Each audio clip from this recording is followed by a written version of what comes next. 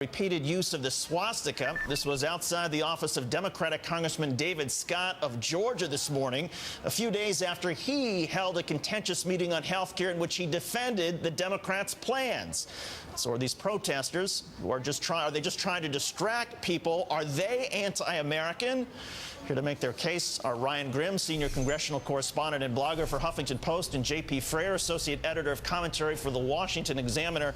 Hey, J.P., what's the benefit of bringing a gun to a protest? Have you been to New Hampshire? Are you actually going to try to get between this man and his firearm?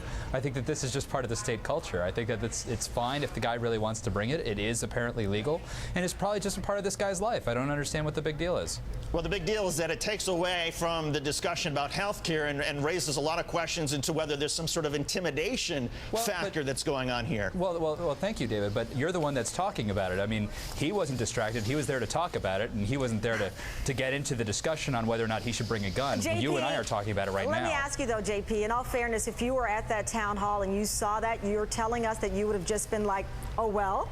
Yes, I mean, it wouldn't have struck you as, I grew up in Texas. There's a gun range across the street from my house that encourages you to come on over and take a target practice. And I think I would have probably noticed the gun in this climate, JP. Have you ever carried a concealed weapon? I absolutely have. I've shot in my whole life. There were guns in our home in Texas legally. But my point to you is, with the climate, would you have noticed, would that have perhaps raised an eyebrow with David saying that there has been a climate of perceived intimidation?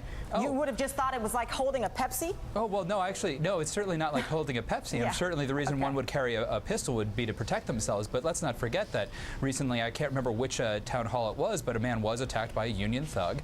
And I think that, hey, if you want to be able to protect yourself, I think that carrying a firearm is a good thing to do.